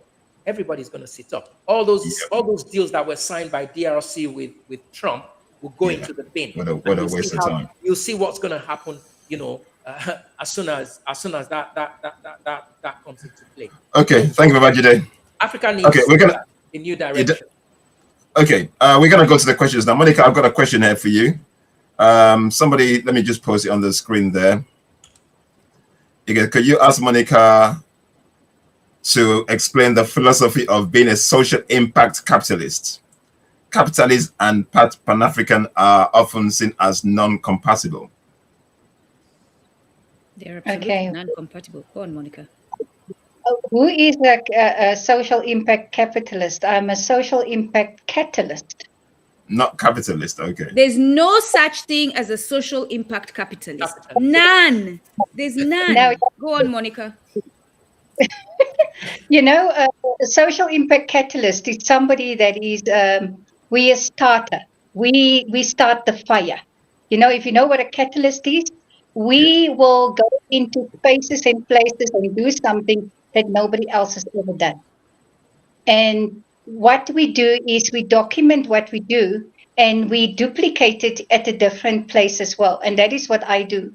I try something in South Africa, and if it works here, I go to other countries and I try it there, and I adapt it according to the culture, the country, the climate, the people, and we implement the same thing there. That is what a catalyst is. So I'm not a capitalist. I'm sorry. Definitely not. She's not a capitalist. She is a catalyst. Somebody who Cat- sparks the fire. Yeah. yeah. So Okay. that answered the question, I think. Yeah. Yeah, that answers the question for that person. Okay. Thanks. The next question is to Babajide. This person is asking what drives foreign exchange rate. Okay. I think you've explained that. Yeah, I think I explained that. So what drives the foreign exchange rate at the moment is it's a very difficult one, because if I look at the Nigerian financial makeup, when the president took his post and made that announcement of removing subsidy and all, and the foreign exchange then jumped from, I think it was from 638 naira to 1,000, almost $2,000, 2,000 naira. That was just a remark that he made that moved the foreign exchange to that point. Then I think in between, he then said, oh, they were going to try and get rid of the foreign exchange arbitrage window, right? Where they would normalize that rate between the parallel market and the bank rate, right? And that impacted the foreign exchange. So in Nigeria at the moment, and I think in Africa, the foreign exchange is determined by the central banks. Exactly. The central banks and their relationship with the dollar globally. Now, it's absurd. It's absurd. I don't. Sorry, Nduku, I don't want to forget this trend of thought. Now, but the one thing I observe about Nigeria, which also impacts the foreign exchange rate drastically, is the fact that when we agreed to implement the IMF policies, even though apparently we didn't obtain any loans then, this was in 1986 under General Ibrahim Babangida, we did not obtain any IMF loans, apparently, but we implemented the policies, i.e. we devalued the Naira. Now that devaluation, when I investigated further, I found out that our balance sheet, Nigeria's balance sheet, only had one currency type on it. And what was that? The dollar. When I checked the UK, Japan, and some other European countries, when I checked their balance sheets, what did they have on it? Multiple currencies. Mm. So how can you just base your economy on one currency when all the other major economies are not doing that? So that's the number one error that, and I'll mention his name, Kalu Idika Kalu was the finance minister in 1986. That was one of the biggest errors that he made under Ibrahim Babangida. Meanwhile, his predecessor refused the devaluation. He refused to devalue under Buhari in 1983.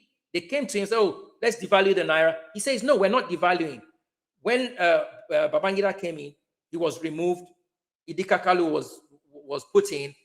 World Bank man, he was a World Bank man. And what happened? The currency was devalued. And as far as I'm concerned, not properly devalued. So one of the factors that currently shifts the foreign exchange rate, negatively against Nigeria is the fact that we don't have enough basket of currencies that we leverage the Naira against. Right? Now, if you look at Singapore, for instance, you go to the Monetary Authority of Singapore's website, it's boldly written there. They will not tell you how they manage their foreign exchange. They won't tell you. But one of the key things that stands out is that they measure their currency against a basket of currencies. Okay? And they juggle it over time to make sure that their currency remains where they want it to be. Meanwhile, with Nigeria, we've allowed it. I mean, now, when the president came to power, they allowed it to float. That's the worst thing you can do. Allowing your currency to float, because even though they're not floating it, they're not floating it on the global foreign exchange market. So if I wanted to buy the Naira, for instance, in the UK here, I can't do that. Imagine if they did that. Some guys in Wall Street could just say, oh, Tinubu is not a good president. We're going to sell the Naira. And what do you think is going to happen? Yes, that's what's happening. What happened with Iran recently? What the rumor I heard was that there were some people from a certain country that went and bought massive amounts of the Iranian currency. Then what did they do? They dumped it. That crashed the currency. Bro, economic hit. The economic hit, man, bro. So you know what happened. Yeah, exactly. I know. So that's what they did, and that's what Nigeria's currency is currently open to. Okay. Did you see Babajide, the comment from our brother Bro Charles? And Bro Charles is an African. He said, make the answer simple, Babajide. Yes. This is the simple answer. The currency and exchange rate of Africa determined by the white man's opinion. That's it. Simple. Let's play around with words. I'm trying to be very diplomatic. I know yours is bro, we don't do diplomacy here, bro. We say as it is. Please learn. This is what we do here. It is their opinion that determines that. Like, yes, you can maneuver, but you know very well they'll wake up, smoke a cigar, drink some whatever whiskey, and they'll be like, we don't like the way Nigeria is moving. Did you see what that dude said? Okay, this is the rate. Because we don't control stuff. Yeah, let me just correct what Nduku just said here. It's not about we don't like what Nigeria is doing here. No, it's about taking more value out of your money. Imagine that because when your currency reduces, you're paying more to them. Yeah. That's why. It's like a punishment. It's a punishment. Yes, it's a punishment. Yeah, the value, so they can take our stuff out cheaper. Yes, cheaper. And when we pay the loans back, they're taking more of our money to them. So basically, it's a lose situation. Yes. So your oil becomes cheap. Well, oil is in dollars anyway. So the oil, maybe your gold and anything that comes out of the country. And they come up with this freaking paper money that's valueless to take your resources. And you guys, Africans, are clapping your hands. Yep. And I'm glad you mentioned gold, because Africans are out here talking about let's accumulate gold, But as long as your gold, the value of your gold is determined by the foreign entities, it's not valuable. So the goal is detach yourself from the foreign entities, and then you yourself determine the value of your gold. Yes. But it doesn't matter how much gold you collect if you're attached to them and they say, we don't think gold is valuable. I mean, you just do, look, to put it simple, if you want us to be simple, let's put it simply, right? Just do what Gaddafi did. I mean, Gaddafi accumulated gold. Are you understanding me? He was accumulating gold. He had a huge reserve of gold. He had a huge currency reserve. He had his oil. He was doing the right thing. And he was going to cascade that across Africa. Imagine if all African countries did that. That's where we need to be. Burkina Faso. Look at Niger, right? Niger, their uranium. Nobody can just take out the uranium anymore. So the price of that has shot through the roof. France is crying.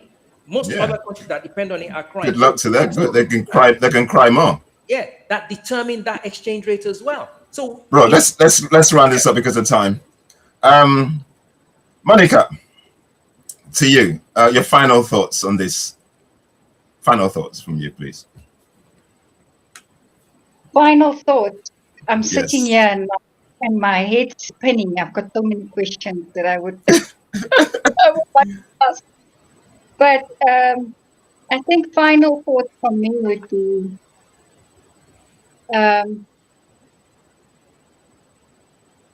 from the point of civil society, which I'm a part of, I would say that we need to We need to become the accountability partner and the monitoring partner in Africa in terms of our nations. We need to take a stand that we start asking the hard questions, no matter how hard it is, because what is happening at the moment is like, when I listen to everything, it's like we're in a circle. And every time the same clown get the opportunity to run the circle. And this is time to change. We need to start asking the questions and awaken people. And as civil society, that is what I personally feel we should do with these governments. Because nobody is above the people. We need to give the people the power to make the decision and to know what they are actually voting for. And we can only show that by showing these governments up. I was quite intrigued to hear that somebody from Kenya has been removed. I'm now sitting here thinking, oh my Lord, they must not see me speaking here and come and send somebody to take me out. It's just a joke. But that's the challenge we face in doing what we're doing, though. But we know what we're doing. Exactly. And that is what I say every day when I do this type of work, and every day when I step out of there to call myself an African. Because remember, in some countries, even in South Africa, when you say you are an African, people want to fight you. They say, no, you're not an African, but they don't understand that when you're born on the continent, you're an African. Mm-hmm. No matter what country you're in, that you're an African. And that's the tough part. You know, identifying as a Pan-Africanist, I face scrutiny on a daily basis. But that's fine, because that's part of the struggle. A luta continua. We have to face the struggle, and we have to continue the struggle. And that's my final thoughts. Thank you, Monica. Babajide, your final thoughts, please, sir. Okay.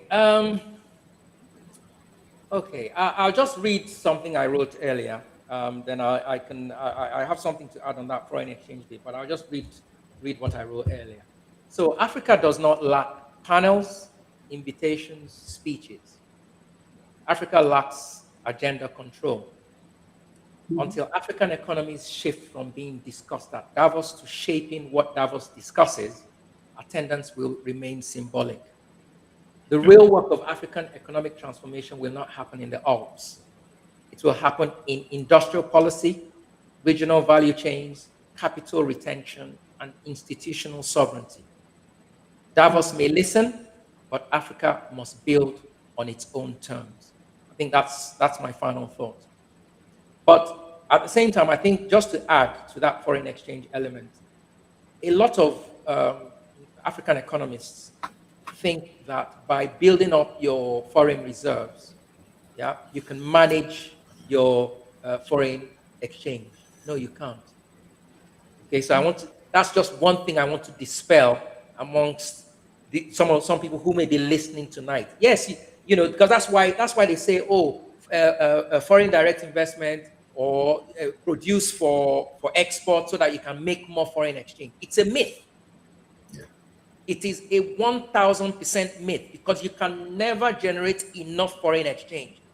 If that were the case, why has the Singaporean exchange rate, so Singapore, UAE, Saudi Arabia, Qatar, their exchange rate has not passed more than 5 of their own currency? Nope. Meanwhile, we allowed ours to just allowed ours to go riot. Okay, so thank you very much, bro. Foreign reserves cannot reduce your foreign exchange rate. Thank you. Unku, final words from you, please.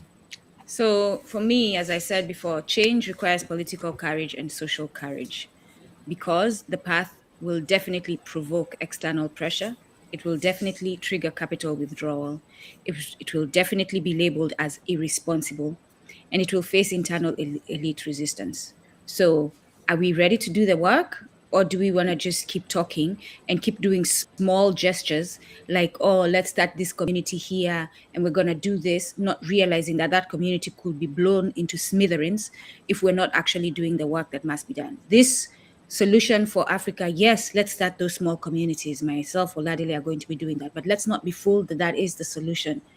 Because as long as the snake is laying around, the snake of imperialism, we are doomed.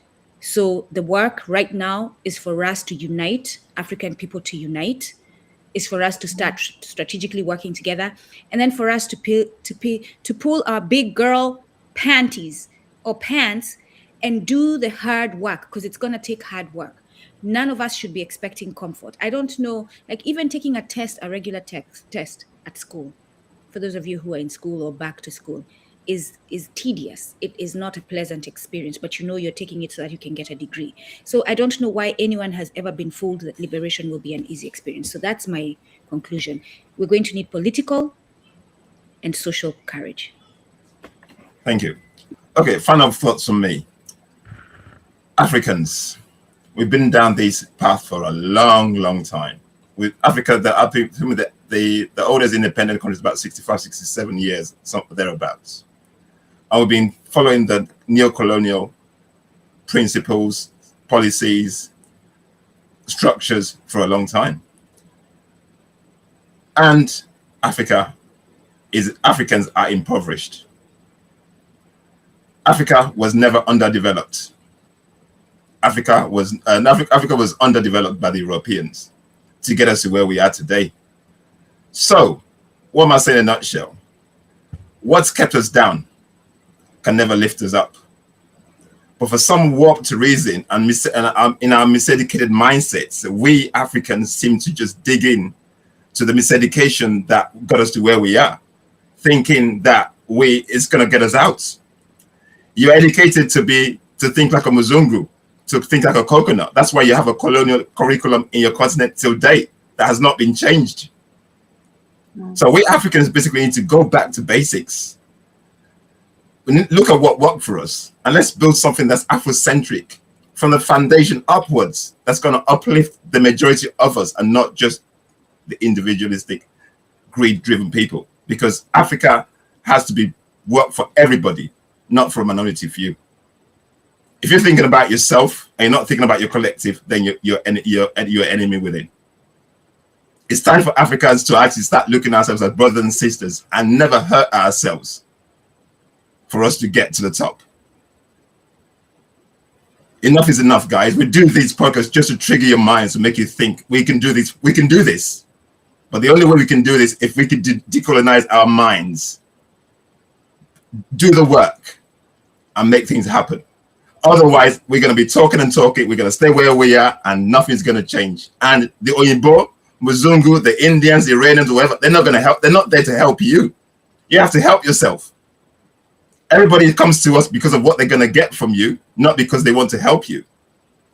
You need to look at the enemies for who they are. You can say they're your friends, but they're not your friends. But they're only there just to take from you, extract from you, and then basically piss in your head at the end of the day. Excuse my language. Anyway, thanks, guys. Thank you very much. It's been a pleasure. Yeah, thanks for having me. And yeah, I'm sure we'll do this again sometime. Oh yeah, we're gonna be back. We're gonna in a couple of weeks' time. We'll be back again for another topic, another guest. Yeah, but definitely, just look out. We're gonna be creating more series, thought-provoking topics. The purpose of this platform is just for us to think differently, guys. We cannot keep thinking the same way and expect change. It's not going to happen.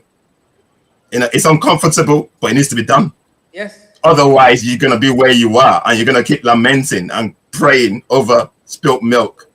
Yeah, when you should actually roll your sleeves up and actually do the hard graft that you need to do to actually free your kids from this mental slavery. Yeah. Thank you very much, guys, and we'll see you soon. See you soon. Okay. Take care.